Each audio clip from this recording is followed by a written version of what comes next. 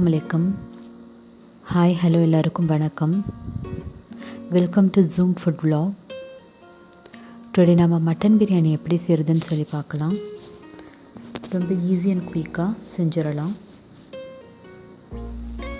இதுக்கு நான் 600 கிராம் வெங்காயம் எடுத்திருக்கேன், 500 கிராம் தக்காளி எடுத்திருக்கேன், 4 to 5 டேபிள் ஸ்பூன் இஞ்சி பூண்டு விழுது எடுத்திருக்கேன், 3 பச்சை மிளகாய் எடுத்திருக்கேன், தாளிக்கிறதுக்கு பட்டை கிராம்பு ஏலக்காய் எடுத்திருக்கேன், 1 டீஸ்பூன் மஞ்சள்தூள், 1 டீஸ்பூன் மிளகாத்தூளும் எடுத்திருக்கேன். ஜீரகம் மிளகெல்லாம் நான் கரம் மசாலா பண்ணுறதுக்கு எடுத்து வச்சுருக்கேன். அது நம்ம எப்படி செய்கிறதுன்னு சொல்லி லேட்டர் பார்க்கலாம். 1 kg 24 கேரட் ரைஸ் எடுத்திருக்கேன். இதை நம்ம சோக் பண்ணிக்கலாம். இப்போது 1 kg மட்டன் எடுத்திருக்கேன்னா 1 kg ரைஸ்க்கு 1 kg மட்டன் சரியாக இருக்கும். இந்த மட்டன் இப்போது நம்ம ஹாஃப் குக் பண்ணிக்கலாம். இதுக்கு குக்கரில் மட்டன் சேர்த்துக்கிட்டு 1 டீஸ்பூன் இஞ்சி பூண்டு விழுது சேர்த்துக்கலாம், ஒரு 1/2 டீஸ்பூன் மஞ்சள்தூள் போட்டுக்கலாம்.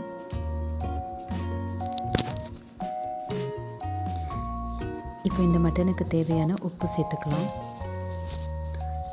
இது ஒரு 3 to 4 விசில் வரட்டும். ஆஃப் குக் பண்ண போகிறோம், இன்னும் நம்ம தம் போட போகிறோம் இல்லையா, அதில் ஃபுல் குக் ஆயிரும். இப்போ நம்ம கரம் மசாலா செய்கிறதுக்கு ஒரு பேன் எடுத்துக்கலாம். இதில் பட்டை கிராம்பு, 1 ஸ்பூன் ஜீரகம், 1 ஸ்பூன் மிளகு சேர்த்துருக்கேன், ஒரே ஒரு ஏலக்காய் சேர்த்துருக்கேன். இது நல்லா நம்ம ட்ரை ரோஸ்ட் பண்ணிக்கலாம்.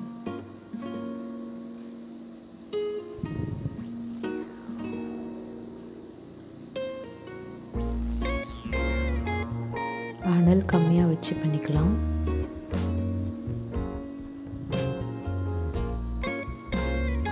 இப்போ இது நல்லா ட்ரை ரோஸ்ட் ஆயிடுச்சு.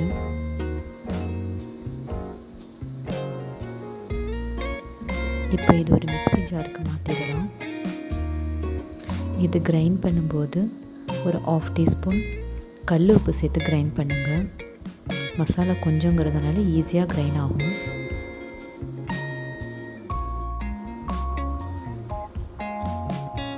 இப்போ ஒரு பாத்திரத்தில் ஆயில் விட்டு பட்டை கிராம்பு ஏலக்காய் இது 3 சேர்த்து நல்லா பொரிய விடலாம்.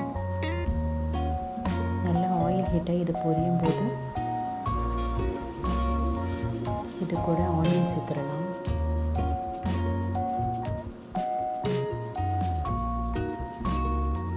வெங்காயம் நல்லா வதங்கட்டும்.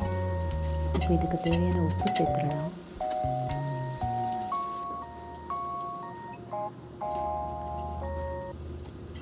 இது ஒரு லீட் போட்டு மூடிடலாம், சீக்கிரம் குக் ஆகும்.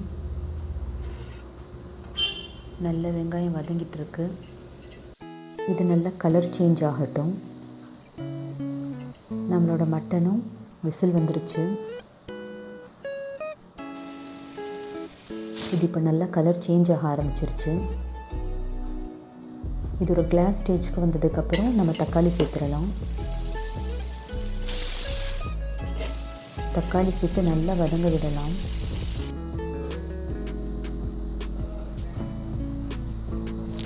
தக்காளி நல்லா மசிஞ்சு வரணும். இப்போ இந்த ஸ்டேஜில் பச்சை மிளகாய், புதினா இலை, மல்லி இலை 3 சேர்த்துடலாம். இது ஒன்ஸ் நல்லா மிக்ஸ் பண்ணி விட்டு வதக்க விடலாம்.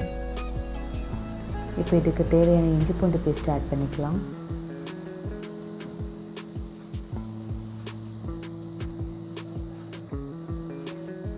இப்போ மிளகாத்தூள், மஞ்சள் தூள் 2 சேர்த்துக்கலாம். இப்போ நம்ம கிரைண்ட் பண்ணி வச்சுருக்கிற கரம் மசாலாவை சேர்த்துடலாம். நான் ஃபுல் கரம் மசாலா போடலை, கொஞ்சம் மிச்சம் பண்ணிட்டேன், ஓவர் ஃப்ளேவர்டு வேணான்னு. இப்போ இதுக்கு நான் 200 கிராம் தயிர் எடுத்து வச்சேன், அதுவும் சேர்த்துடலாம். இப்போ இது நல்லா மிக்ஸ் பண்ணி விட்டுறலாம். இப்போ இந்த ஸ்டேஜில் நம்ம மட்டன் சேர்த்துடலாம். ஆஃப் குக்காக இருக்கான்னு சொல்லி செக் பண்ணிக்கலாம். ஓகே, பர்ஃபெக்டாக இருக்குது. இப்போ மட்டன் எல்லாத்தையும் இந்த மசாலாவோட சேர்த்துடலாம். மட்டன் மட்டும்தான் சேர்க்குறேன். மட்டன் பாயில் பண்ண வாட்டர் தனியாக வச்சுருக்கேன்.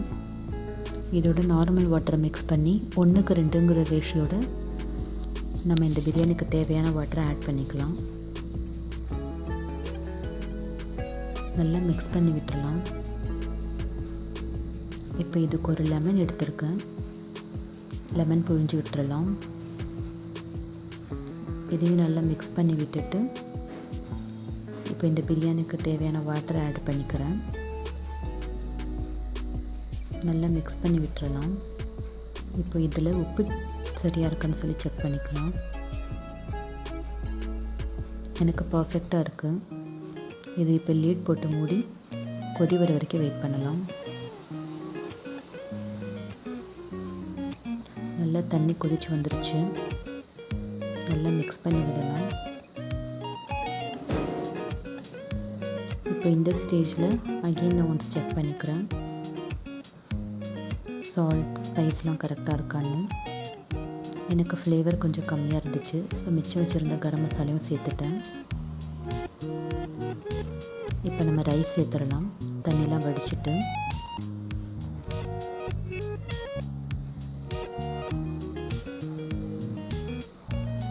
ரைஸ் ஃபுல்லாக போட்டுடலாம்.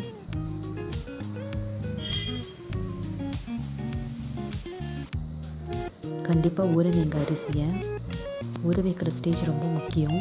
அப்போ தான் அரிசி உடையாமல் இருக்கும். எப்போவுமே பிரியாணி பண்ணாக்கா நம்ம ஒரு 1/2 hour ஆச்சும் ஊற வைக்கணும். இப்போ ரைஸ் வேகட்டும். இது ஒன்ஸ் நல்லா மிக்ஸ் பண்ணி விடலாம்.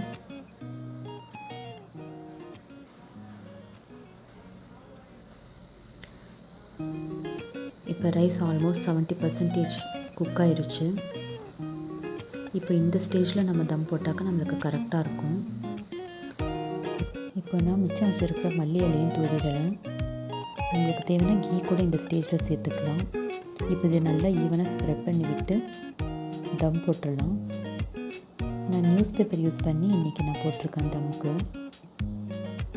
அலுமினியம் ஃபைல் இருந்தால் அது கூட போடலாம். 20 minutes வைக்கலாம். வெயிட்க்கு நான் வாட்டர் ஒரு பாத்திரத்தில் வச்சுருக்கேன். 20 minutes ஆயிடுச்சு. இப்போ இதை ஓப்பன் பண்ணி எப்படி பிரியாணி குக் ஆகிருக்குன்னு சொல்லி பார்க்கலாம். மாஷாஅல்லாஹ் நம்ம பிரியாணி நல்லாவே குக் ஆகிட்டு வந்திருக்கு. ரைஸ்லாம் நல்லா உதிரி உதிரியாக வந்திருக்கு. ரைஸ் எதுவுமே உடையலை. பாருங்கள்.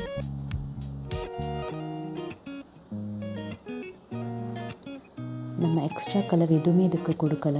பட் எவ்வளோ எம்மி கலராக வந்திருக்குன்னு பாருங்கள்.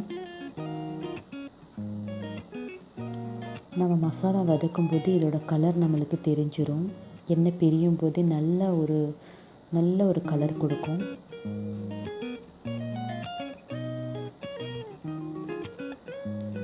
அவ்வளோதான், மட்டன் பிரியாணி ரெடி ஆயிடுச்சு.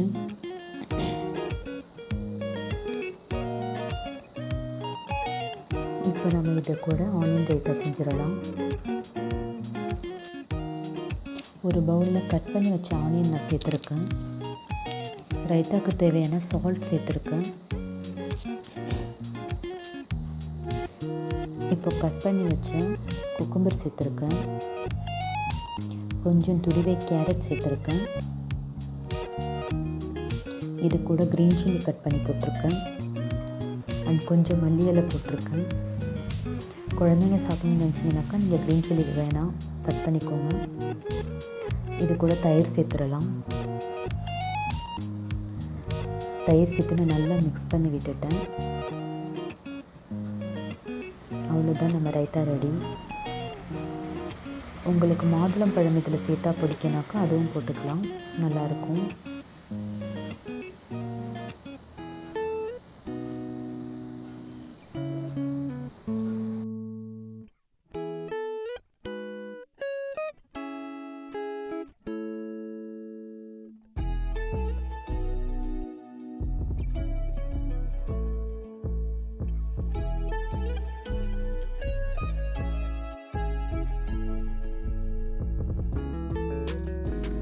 அவ்வளோதான், நம்மளோட மட்டன் பிரியாணி நல்லா கம்மன்னு ஃப்ளேவர்ஃபுல்லாக ரெடி பண்ணிட்டோம். நாம் இதேமாரி இன்ட்ரெஸ்டிங்கான ரெசிபீஸ்க்கு ஜூம் ஃபுட் vlogs சப்ஸ்கிரைப் பண்ணுங்கள்.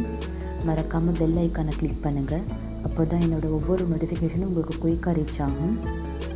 தேங்க்ஸ் ஃபார் வாட்சிங். பை.